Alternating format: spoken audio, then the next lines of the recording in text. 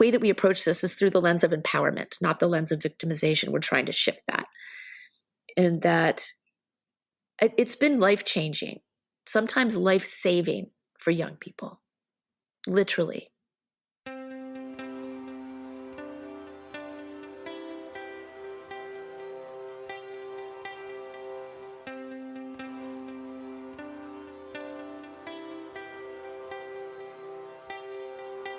You're listening to Relish This, the Purpose Marketing Podcast. Here's your host, Stu Swineford.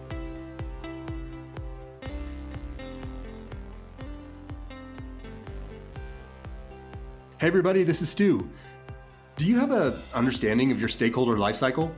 On today's episode of Relish This, I had a really great conversation with Deb Fowler. She's the executive director and the co-founder of History Unerased. And they have a program that promotes LGBTQ inclusion in the classroom by helping educators with curricula and teaching strategies to talk about all the great things the LGBTQ community has contributed to society throughout the years. In addition to discussing how to consider her stakeholders' journey through the engagement lifecycle, we chatted about making sure you're swimming in the right pool to go where your audience seeks information, and getting your foot in the door by simply helping people with solutions to the challenges that they're facing, especially where you have expertise you can share, even if this expertise may fall outside of your mission. We also talked about some tools that she can leverage to get on education-related podcasts. I hope you really enjoy the show, and here we go. Hi, Deb. How are you? Hi, Stu. How are you today? I'm very well. Thanks for joining me. Thank you. Thank you for the invitation. Pleasure to be here. My pleasure. It's really great to have you on the show. So you are coming to us from the Boston area, is that right? Yes, I am beaming in from Lowell, which is just outside of Boston Metro West. Oh, fantastic. I ran the marathon there quite a few years ago now, and just had a blast. It was just such a great town. I was expecting it to feel a lot more like giant city sort of vibe, and just the accessibility and the ease that it was for me without a car. I understand driving in Boston is a little different, but on foot and using the train system was amazing. Fantastic. So when did you run Boston? Actually, I first thought you meant the Lowell Marathon. I ran Boston in 2011. Fantastic. Well, So I it's been ran a it while. in 1996, and Oh, then neat. I was a bandit several times when I jumped in to support some friends who were running the marathon. It's a great Yeah, race. It's so much fun. I didn't have I say I didn't have my best day. I did set a PR that day, but Wow. I didn't feel that great that day, and fell a little short of what my goals were. But yeah, I just had a blast. Well, the beautiful thing about running is that everyone's a winner if you finish the race. Exactly. Well, thanks again for being on today. Really excited to hear what you are doing there at History Unerased and learn more about what your goals are and just kind of get a feel for what you're trying to accomplish. Sure. Thank you. So History Unerased, I'm one of the co-founders and current executive director. Myself and Miriam, the other co-founder, we were our former, as I like to say, boots on the ground in the trenches classroom teachers. Okay. And the idea for founding History Unerased was an evolution, really. That's too long of a story for this segment. But we prepared to leave the classroom and devote our entirety of our work life to History Unerased in 2015. Okay. And we spent the 5+ years researching and developing the nation's first and only LGBTQ inclusive U.S. history curriculum for K-12 classrooms. Okay. And when phase 2 was launched, which was in January of this year, we started working with schools from across the country, given that we offer the curriculum through a digital platform and our trainings are virtual. It was quite timely given what unfolded months later. Prior to that, we were working with educators, providing workshops and different types of trainings, and working through allocation funding from the New York City Council Committee on Education to develop curriculum specifically for, New York City centric for New York City DOE. But the other curriculum that we had been working years in development of, was officially launched this year. So our mission, History Unerased mission, is putting LGBTQ history in its rightful place, the classroom. But that is quite a long, complex process. And Sure. since the onset, our focus has been on that providing educators with that intellectual preparation to teach this inclusive content with proficiency and confidence. And that's quite a process and requires ongoing peer-to-peer mentorship and support from us. So with our digital platform, all of the instructional resources, which are LGBTQ inclusive, but also intersectional, are offered as digital PDF flipbooks, as well as downloadable, writable PDFs. And we have a library of 30 plus resources at this point.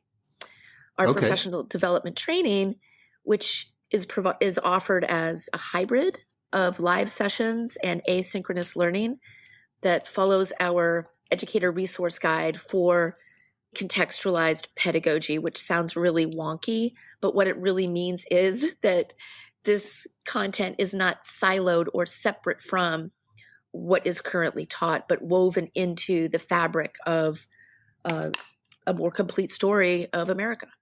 Well, I think that's great. Bringing all of that together as opposed to having some sort of a segment on LGBTQ, inclusion. Mm-hmm. I think that's super powerful. Yes, and there are many glaring spotlights right now on some inequities and injustices in the K-12 education landscape and beyond, certainly. But this is one avenue where reaching rising generations before those deeply unculcated mm-hmm. pathologies of racism, sexism, heterosexism take root. This is, normalizing all of these identities and bringing a more collective understanding of who we are individually, but also as a nation. Well, I think that's a really great mission, and I commend you for tackling that. It's something that was certainly missing in my educational upbringing, and just to frame that a little more, I'm at the time of this recording, I'm 51, so I kind of came up during the 70s and early 80s in terms of fundamental or foundational education. Mm-hmm. But certainly LGBTQ inclusion was not part of that curriculum at the time. So it's nice to hear that you are leading the charge on this. Well, it's been it's been quite a privilege doing this work, to collaborate with, we like to say, kind, mission-driven, sophisticated people on this. And, this organization has grown in our representation and includes the voices, experience, and expertise of teachers, of archivists, librarians, curriculum developers, historians, students, of course, and other community members. So we're very proud of what we have been able to accomplish in the past 5+ years, but also recognize that at this moment in time, we're a rather boutique organization, and we would love to see more organizations like History Unerased bringing this to the forefront as a profound need in the K-12 curriculum landscape. Yeah, there's probably a lot of work to do, but at least you are out there starting the trend, right? Yes, and it's funny. One of the most frequently asked questions is, have we received any pushback? And I am so happy to say that we really have not. There is a profound awareness collectively, I think, that young people today need this, because they are surrounded by LGBTQ topics mm-hmm. everywhere in social media, pop culture, recent legislation, the news, politics. And now it's time to bring in this LGBT inclusive history to help young people understand today's world and that historical path and progression how we got here. Right. It didn't just start, 4 years ago. It's something that's been ingrained in our lives, even though, people were closeted for many years and we didn't talk about it. It doesn't mean that it wasn't there. And so that's just really a great way to frame that narrative, I think. Yeah. And, all of our curriculum resources, teaching materials, are anchored in primary source analysis. So it's a non-judgmental approach to help young people acquire transferable life skills as far as critical analysis and citing evidence to support their ideas. And within this primary source analysis are 3 different types of learning outcomes in this approach, and that is civics-based knowledge acquisition, those transferable life skills, and also enduring understandings. And one of the most profound, I think, is that, of course, people who we label and understand today as LGBTQ have always existed. Mm-hmm. But beyond that, the advancement of time is not necessarily commensurate with the advancement of equality and liberty and justice for all. So in looking back, talking about U.S. history back to early Mm-hmm. colonial America, we can see we have a unit on Jamestown, and it's anchored in the minutes from a case from the General Court of Virginia, which was the highest court in the land at the time, looking at the gender of Thomasine Thomas Hall and the importance of the community to designate that related to economics and labor systems, and which job was this indentured servant going to be tasked with, and that equated to a particular economic value for that individual. So, the curriculum we have is called Intersections and Connections. So there are just so many opportunities for young people to make connections to today's world. For example, one of the questions is, are the courts interested in someone's gender today? Well, certainly the answer is yes. Yeah. But also interesting in that case is that there was not necessarily a pejorative angle to that. It was just kind of pragmatic. To help build Jamestown, they needed to have really clear designated labor structures. So. Right. Well, I think that we have a tendency to perceive progress as linear, Mm-hmm. and there may be dips, but it typically runs in a single direction, and that does not, as you well know, it does not pan out in terms of when you start really looking at things. And so it's really interesting to see how we make strides and then slide back, and then make some more strides and then slide back. And so I think exploring the history and exploring the context of how, people were seen, or the legislation or cultural norms during different periods of time is a really, really great way to kind of come at this. Yes. And young people are starving for this, truly. We run, several types of programming. Our flagship training is for classroom teachers. We also work with youth directly through our Youth Equity Leadership conferences, virtual. And again, they're craving to have relevant content for what they are navigating in today's world. But to your point, that is something that they pick up on rather quickly, is that kind of 2 steps forward, 1 step back. Sometimes 1 step forward, 2 steps back. Yep. Sometimes, yes. But their capacity for sophisticated understanding is, I think, collectively the education system has missed the mark in that regard. Right. And in a well-intentioned effort to protect them, it has been doing harm. Well, yeah, that's certainly a challenge. So when you are trying to get into a program or into a school system to bring the way that you approach this into their curricula, I guess, for lack of a better way of putting that. What's your entry point typically? Are you coming in at kind of at the top down, or do you come in at the teacher level and that gets pushed up? How do you guys engage typically? That is an excellent question. And there's an ideal model and then an actual model. Sure. Yeah. So one example, we've been working with New York City DOE we're now in our 4th year. And the way that we've worked there is that through allocation funding from the New York City Council, we've been able to provide every New York City educator with access to these New York City-centric instructional resources, case studies in LGBT history. And also we've begun working with cohorts of teachers from different schools with a Train the Trainer Institute model, so that these educators then go back into their contexts and replicate the training with their peers. So that's one model that works. We a couple months ago, we trained the Maryland State Department of Education's, all of their superintendents, district leaders, as far as directors of curriculum and instruction, and leaders in equity and inclusion.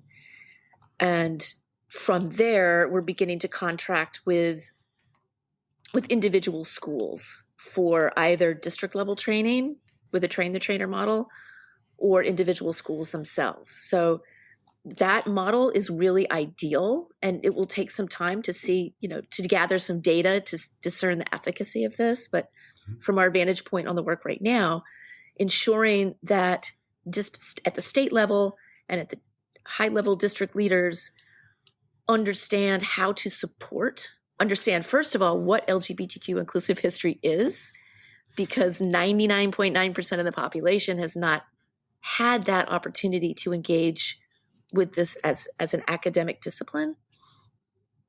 So ensuring that they're prepared to structure strategic adoption support and understand this work from a organizational behavior lens, systems level lens, and implementation strategy lens. And then with the schools, working with those individual teachers is a different framework.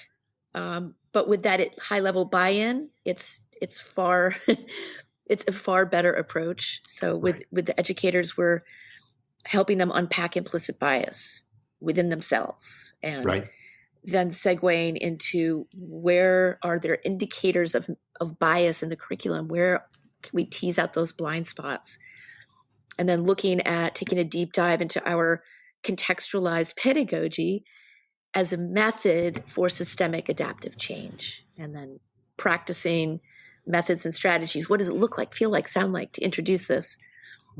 Provide feedback to their peers.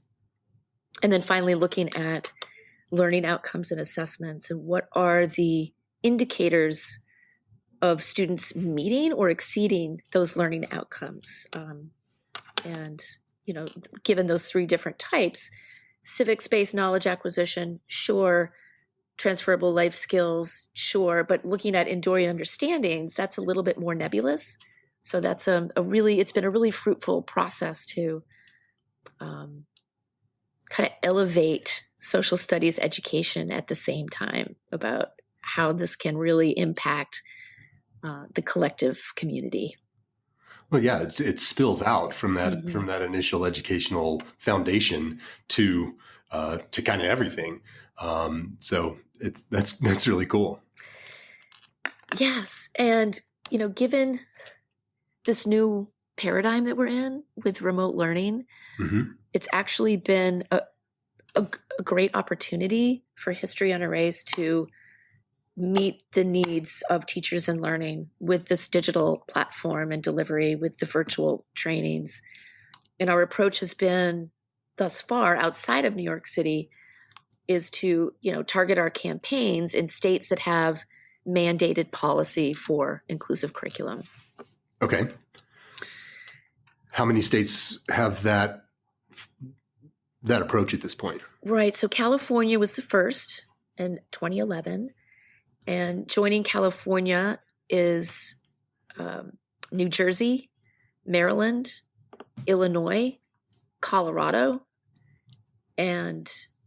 there are inclusive content in some state frameworks, including Massachusetts, but without the state mandate. Okay. And sometimes, and I don't want to sound disparaging of the mandates because it's certainly a mark of progress, but oftentimes those remote vantage points of education policy makers is not necessarily connected to the realities of practice and implementation. Right. And that requires funding streams and teacher preparation. Right. And the average, here's a data point, which may be helpful to understand this. Per year, this is a national average, $56 per student is spent on STEM education, science, technology, engineering, and math. Okay. 5 cents is spent per student on social studies education. That's history and social studies. So the point in that is that state or district budgets, school budgets, are really constrained with what they, if they have a budget at all, it's minimal. Uh-huh. So we've worked really hard to get to a pricing model that is affordable for every school. And yeah, for sure. That's got to be a huge challenge. Yes. And we have internally we call a stamina for standards, and that our curriculum is not open source because we see that critical first step of teacher training as vital. And so what schools are securing is our training, and then we release the curriculum, and it's offered as each school has their unique password to access that digital platform. So it's insular for that particular school or district. Gotcha. Do you come in at the district level, or is it the school level, or is it more state level mandate driven? So at that point, it's kind of everyone needs to be jumping on board here. Yeah. Honestly, it's all over the map.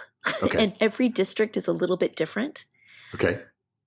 We have worked with small 500 student charter schools up to the New York City Department of Education, which serves 1.1 million students. So right. Right. So we're flexible. I'll put it that way.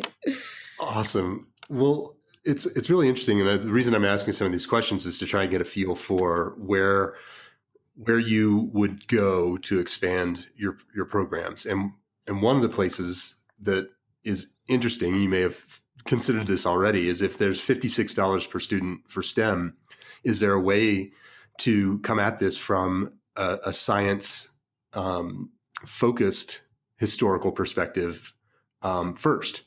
So trying to come at LGBTQ inclusion in the sciences as part of the science curricula. Yes. I mean, that's a really great point. And part of our advocacy work is in that regard. Our curriculum is cross-disciplinary. We have some instructional resources that align with STEM and social studies, kind of a blended approach. One example is out with HIV/AIDS, and that's looking at, very timely, the federal government's response to the spread of infectious disease and what were the social, economic, and cultural influences that impacted discretionary and mandatory funding. Of course, this is for the high school level. Right. And that's all anchored in data tables and charts from the Library of Congress Congressional Research Division. But beyond that, to your point, one thing that's inhibitive for funding social studies education is that it is not regarded as a critical core discipline. Okay. That shifted in 2001. And, all of the state funding and local funding that goes to preparing students for the test, right, it's been taken off the table primarily for social studies. So working to shift that and advance history and social studies, again, as a critical core discipline, maybe not necessarily for the purpose of testing, but just as a metric, is again part of our advocacy work, as well as working to with pre-service teachers and colleges of education to require learning about LGBTQ history and identities as part of mandatory curriculum for those Right. programs. Right. So in terms of, I'm assuming that one of your goals or one of your missions is to expand your footprint Sure. with the ability to teach more teachers and to teach more students, et cetera. Do you see that in terms of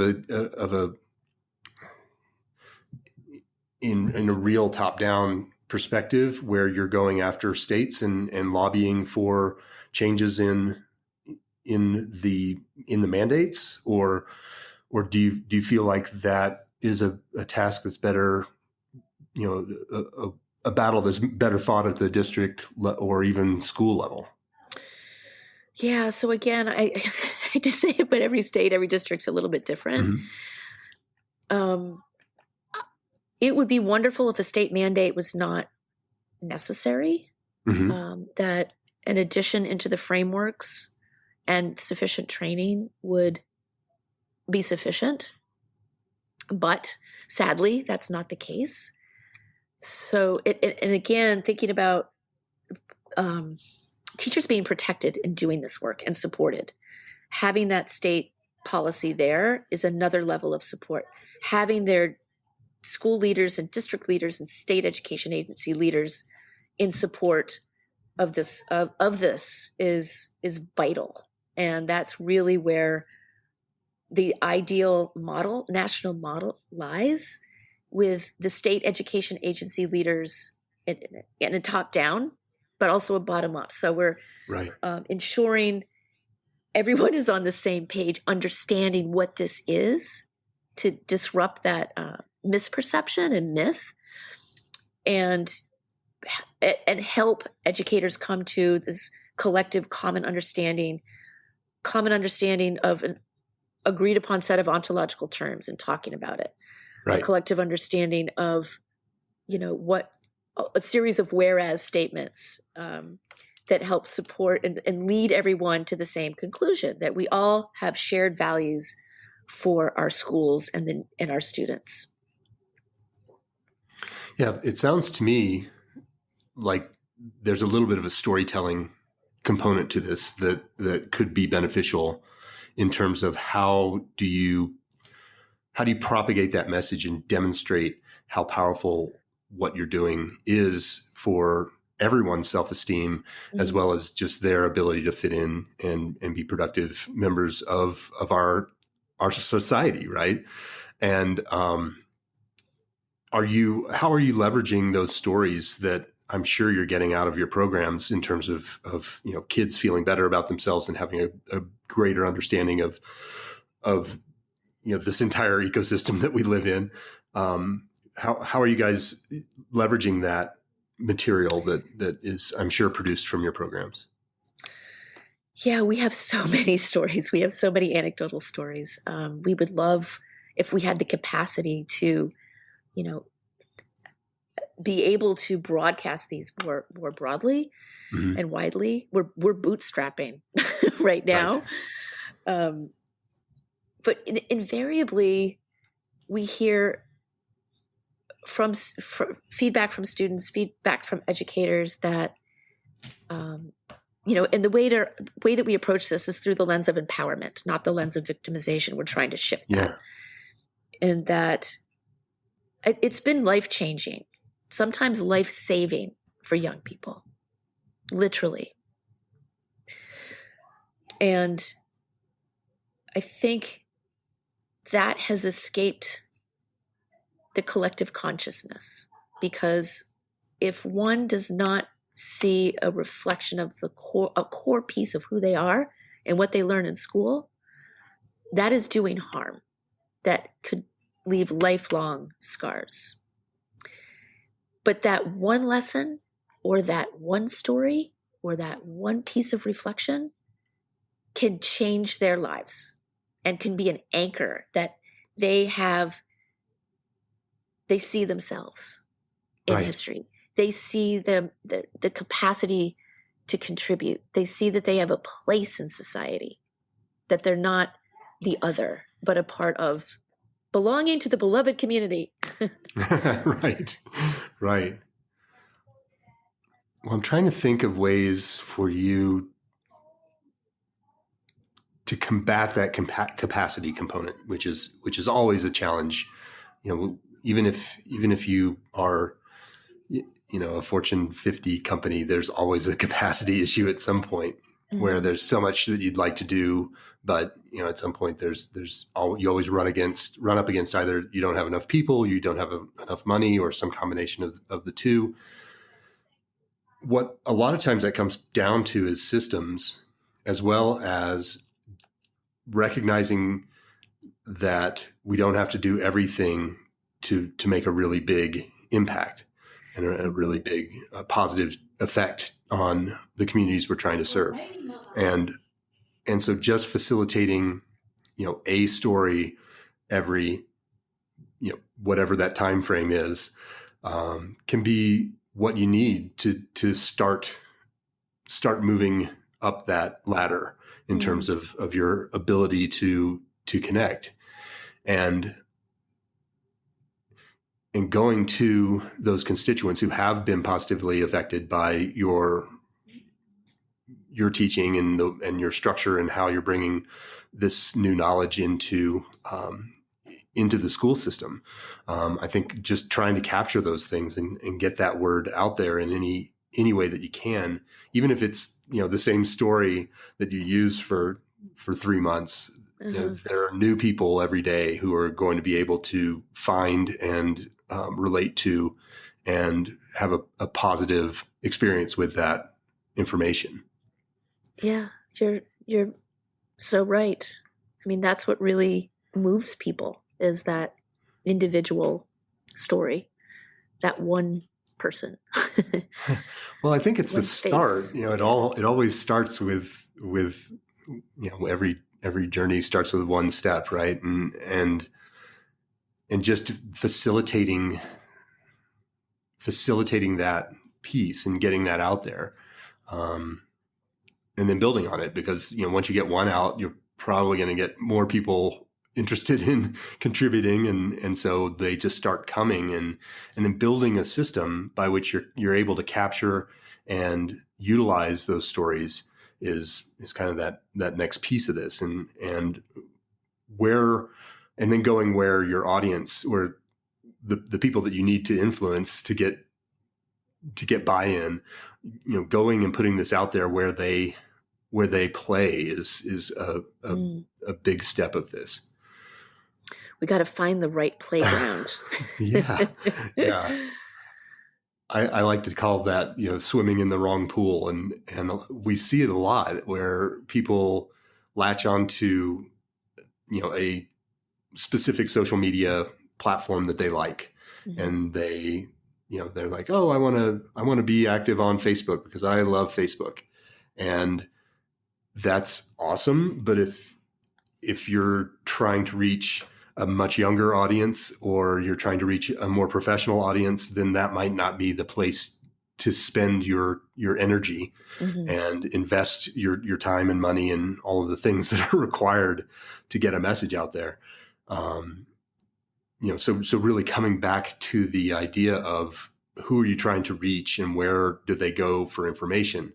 And you touched on this a little bit a while ago, and I think I wrote it down, but it was essentially, you said people are first asking the question, what is this, or what is it? Mm-hmm. And so what are the problems or the challenges that the people that you need to be asking that question are facing that's creating that question in their minds? Have you thought through that at all? Oh, yes. I think the most often, what is conflated most often is that LGBTQ inclusive history is about sexual behavior. And right. No, it's about constitutional protections and equal rights and access and opportunity in employment, housing, public accommodations, education, civic participation. So that, I think, is the biggest hurdle, is that there is some kind of perception of immorality. Mm-hmm. I mean, we're such a puritanical society anyway, but that's been, I think, inhibitive for some. Thinking that we're promoting a lifestyle or an agenda or, and I'm not faulting anyone for having those ideas, because that's what's been fed through the media, through, and I'm talking for decades. Sure. Yeah. And up until now, there has not been an educative space to look through a historical lens at this identity, or, a very rapidly expanding acronym to label this identity. Right. So, everyone needs and deserves the opportunity to look at, let's say, gender through that historical lens, biological lens, anthropological lens, social lens, to look at how we have constructed this LGBTQ community. It is a social construct, and I mean, that's true because it didn't exist, 150 years ago. Right. So, but also within that, it is an oddly unifying, binding identity, because people who we label and understand today as LGBTQ plus exist in every nation, in every belief system, in every ethnicity, in every community, in every school. Mm-hmm. And helping people to see that, really that first pass of introducing them to what this content is critical. Whether it's a parent, a community member, a school administrator, a teacher, and of course the students. I hope that answered your question. Yeah, I think so. I mean, essentially, I was trying to get to this idea of, whether it's a mandate that's causing an administrator to question what they need to do to accommodate this new protocol, or something else that's happening either within their school district or within a particular classroom, or whatever the challenge is that's causing them to start that exploration around teaching to inclusion.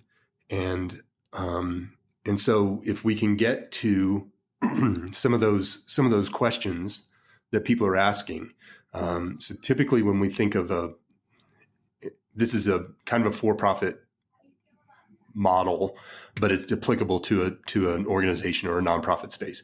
So when you think of a customer journey, so we might talk that around a stakeholder journey in the nonprofit world. Mm-hmm. There's usually an initial spark that is just, I feel like I have a problem, but I'm not even sure what my problem is. And so there's typically some exploration that happens around that problem piece, and just like, what is this thing that I'm feeling that's causing me, this challenge, or what is this, this pressure that I'm getting that's making me ask this question. And so there's an opportunity there to educate in terms of here are the problems that we see, mm-hmm. without trying to sell or get buy-in on the solution just yet. Once the stakeholder has been educated on the actual problem, they say, okay, they can identify this. It's been diagnosed at that point. And so they start to move to the prescription phase of that exploration. And it's like, well, okay, what's a solution to this problem? And so they start to explore that second phase of that life cycle, which is, okay, I've identified I have a problem. Now I'm looking for solutions to that problem. And that, again, can be a very educational avenue where you're not necessarily trying to sell them that you're the right facilitator of that solution, but that you understand that solution and you can give them ideas on the things that they might put into place to help overcome the problem that they've identified. So once they get through that level of that life cycle, stakeholders start to look for partners, and they start to look for purveyors of that solution. So where am I going to go to get the prescription that I know that I need to fill?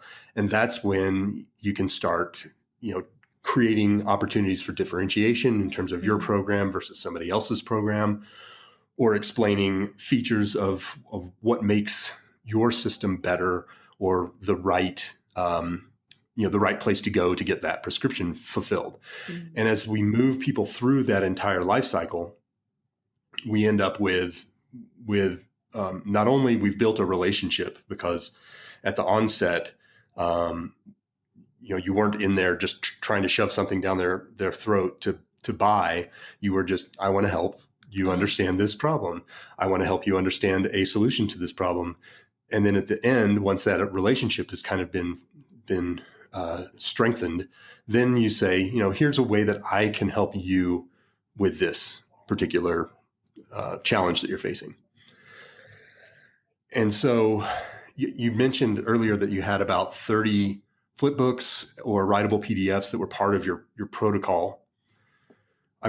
Maybe some of those could be leveraged in terms of kind of helping people understand how to get some traction in a direction to solve that initial challenge that they're facing, or come up with other options that really kind of hit people at each of those levels of their engagement. Yeah, I mean, that makes a lot of sense. And some of those problems that we've heard oftentimes relate to bullying. And bullying, that is dominant in the K-12 space as far as wanting to mitigate incidents of bullying. Oh, yeah. And that's documented. Where it's supposed to be. Right. Put that little caveat there.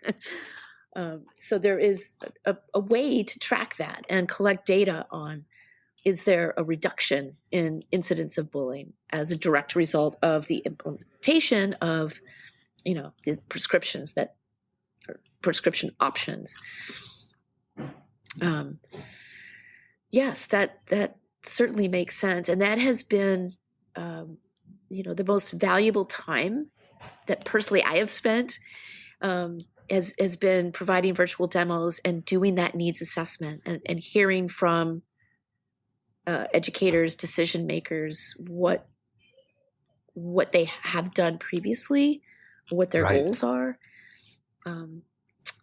and gently maneuvering to demonstrate that we could certainly assist.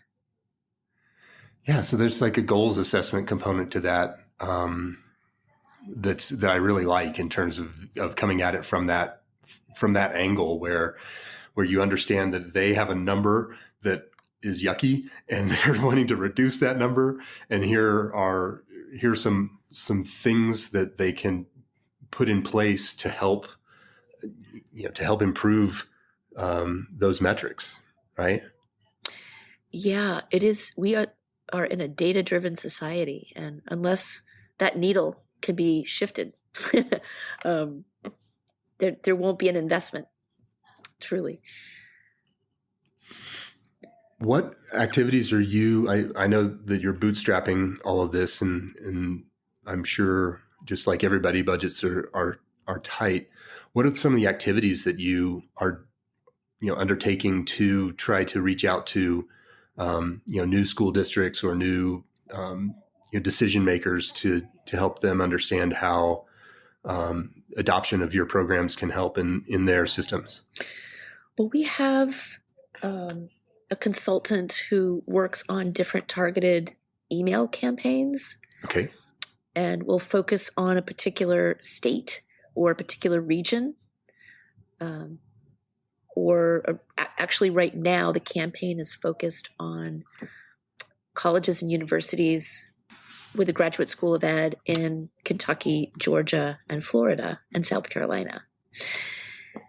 Given that this is, we're stepping into the holiday break, and professors are planning and strategizing for the spring semester with a lot of uncertainty and ambiguity on the horizon. Right. But we also have, for example, the weekend after next, we are providing a panel presentation for the National Council for the Social Studies virtual conference on the NCSS position statement on contextualizing LGBTQ history, which was co-authored by myself and our Director of Professional Learning and Development. And we'll be talking with a couple of other stakeholder positions, vantage points, and it's moderated by Eric Marcus, who's the creator and host of Making Gay History, the podcast. Okay. But as far as other strategies, it has been to present at conferences, whether it's poster presentations or speaker events, and any opportunity to be I don't want to say face to face now, but virtually front facing with the community, with the public, we take it. Well, those all sound like perfect things to be doing. So a couple of ideas, and the first one is, you're speaking with me on my podcast today. Are you going out and doing outreach to other podcasters to get, particularly in the educational space, to get into their systems and try and be on their shows?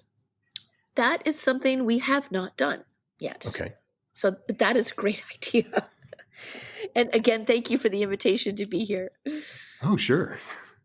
So there is a program, and it is called KitCaster, KITCASTER.com. And I was actually on Ryan's podcast. Oh, it's been a year or two, I think, since I was on his show. And he has a podcast called Talk Launch that I believe is still going. But he started KitCaster because he recognized that there was a challenge with connecting podcasters with people who wanted to be on shows. And it's a subscription format, but you might look into it. Or perhaps even if you'd like me to try and connect you with Ryan, he might have some ideas for you as well. That's fantastic. But essentially, it's just a mechanism by which people who have a podcast and are in need of guests can kind of tap into this pool of guests, and people who are interested in being guests on podcasts can, tap into that system.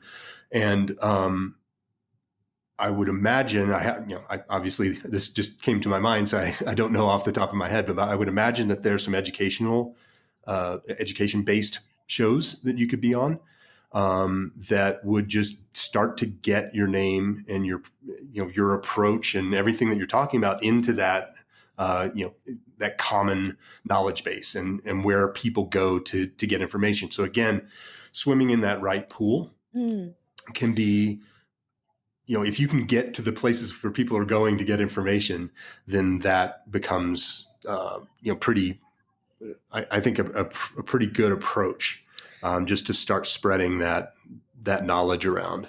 That's a terrific suggestion, and I just wrote this down in all capital letters. So thank you very much. And if you could connect me with Ryan, that would be I would be most appreciative of that as well. I would be happy to do that. What was the other thing I was going to tell you? Well, geez, I went off on a tangent there, or not a tangent, but I went down a path and then forgot what my other idea was. That's happened to me a lot lately. I think so. I remember what it was. It was around this idea of virtual learning, and you mentioned early on that you guys have this huge, an experience now in digital platforms, as well as a lot of materials. I know that becomes a real asset. A lot of people right now are scrambling to get that stuff. Mhm. So being, several hundred yards down the proverbial path on that is a helpful component. So really making sure that as you're going out and talking about this, that you're reinforcing the fact that this is a go-to-market today, as opposed to something that needs to be created.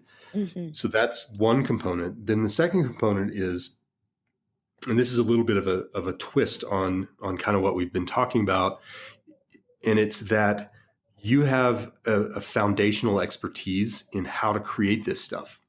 So coming at educators from a position of, we know how to create digital assets, and just feeding them information about some of the challenges you've overcome, or some of the processes you go through, or just the way that you've systematized the creation of those materials, or how to create a flip book.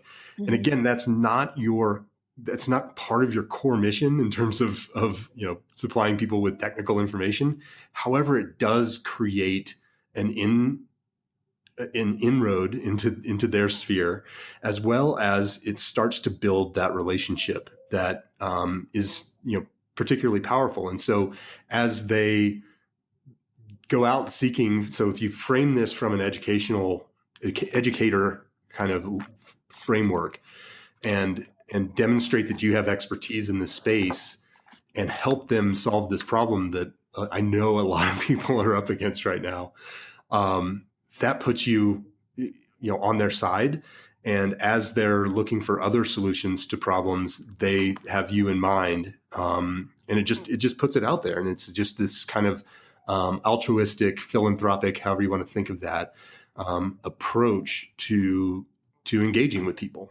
That, Stu, is another terrific idea, and that honestly had never occurred to any of us about that, but that makes a lot of sense. And in fact, the person that I spoke with recently from Southern Georgia University is very interested in using our curriculum as training, as a portion of her programming there, but also stressed that, she wants her students, these pre-service teachers, to be able to mine the archives for primary sources and be able to build their own. So this, that was just this past week I had that conversation. So that's terrific. Thank you. Sure. Yeah. It's just a different way of thinking about how do I get my foot in the door? And, sometimes you mow someone's lawn to Yep. to become the guy that cleans their gutters, or that's a little more parallel than this, but certainly there are you're building relationships, and so leveraging all of that expertise that you have spent the last several years building up, I think would be a great way to kind of come at this. That's fantastic. I love that. And it's a different, get a foot in the door, mowing their lawn first. Well, we've seen that be effective for sure. When you're just coming at things from this perspective of, I just want to help, people that resonates with people, and they like being helped, and this isn't the goal here necessarily, to have someone feel like they're indebted to you, but as people, we just kind of do. That's how we tend to relate to one another, is if someone's scratched my back, I'm kind of interested in helping them out at some point, and trying to figure out ways to help people out. Yeah. Collective endeavors and responsibility. It's what we're all about. Yeah, exactly. So, and Stu, if you want to view sample resources, you can do so, or any of your listeners, if they would like to, by using sign-up code BF84BH at learn.unerased.org/register.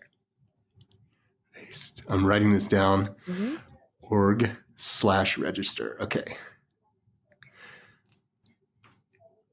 So that's great. Do you, I'm assuming that since you just gave me that code, I can go ahead and publish that in the show notes. Oh, absolutely. Yes, Okay, please. fantastic. Yeah, that would be great to just allow people to start to get a feel for some of the materials that you have, and I'll take a look and see if I have any other, you know, semi-brilliant ideas that you might be able to use. That's fantastic. One important thing I forgot to mention is that all of our cognitive organizers and analysis tools are offered in both English and Spanish. Okay. And one of our thematic units and one of our case studies is also both in English and Spanish. And we're going to continue through this next year having all of the content translated into Spanish as well. Well, I think dual language, I mean, I'm coming to you from Colorado. And so, dual language has become a bigger and bigger component of our educational system, as well as just the way that people are starting to do business. And so I think it's really great that you're demonstrating an additional level of inclusion by tackling that head on. Also important to note, all of the content is compatible with screen readers for the vision impaired. Okay, great. Yes, in the spirit of inclusivity. Well, I think that's super important. Particularly when that's your mission, is to try and promote inclusivity. Making sure that you lead that by example, I think, is a fantastic way to start that conversation. Well, thank you so very much. You have mined some gold here. Oh, great. Great. Greatly appreciated. And I love, thinking, even though we're a nonprofit, thinking about how we can also provide a service, a philanthropic endeavor to help support and elevate and provide agency for those folks, educators who are, as you said, scrambling right now. Yeah, for sure. I do like to finish, if you have a couple more minutes, I'd like to finish the show with a couple of questions. Mm-hmm. So I think I got some major takeaways from you there in terms of some of the things that you may try to put into play. If there are any others, I'd love to know what you think you might try to take away from our conversation today. Well, in addition to that service of providing demos on how to create digital resources, how to make PDFs writable functionality, add a gaming aspect to that as well, to direct them to archives and repositories and libraries where there are digital primary sources for them to explore, and also the connection to Kitcaster and Talk Launch. I mean, that's another angle that never occurred to us to explore as far as a targeted campaign. Cool. Yes. Yeah. So I'm glad that was helpful. Next question is, if people want to learn more about your organization, where should they go? They can go to unerased.org. That's unerased.org. And of course, if anyone would like to make a donation, we are always grateful. Every 5 cents counts. Yeah, that's one student, right? Yes, exactly. That's fantastic. And then the last question I'd like to ask is, and this comes from my idea that talking about things is awesome, but actually taking action is even better. And so if you were to ask people to do anything after listening to the show to make the world a better place, what would you ask them to do? I would ask them to go to our tab, How You Can Help. And if they can't make a donation, of course, make a donation, but copy and paste the text that's under there, that's on that page, and send that to their local school leaders, district leaders, school principals, PTAs. Great. And all of the embedded links are there for them to share. Yeah, I think that's great. I think spreading that word about LGBTQ and inclusivity, particularly from a historical perspective, is a great first step. And and I'm excited to hear how you guys are doing. And I will make some introductions after the show. And again, thank you so much for being on. It was really a pleasure speaking with you. It was an absolute pleasure speaking with you, Stu. Thank you so very much. My pleasure. Have a great day. All right. Take care. Bye-bye. Bye. All right, there you have it. Another great episode of Relish This, the purpose-driven marketing podcast. If you want to continue the conversation and see how we can unearth some gold for your organization, head over to relishstudio.com/podcast to sign up to be a guest on the show.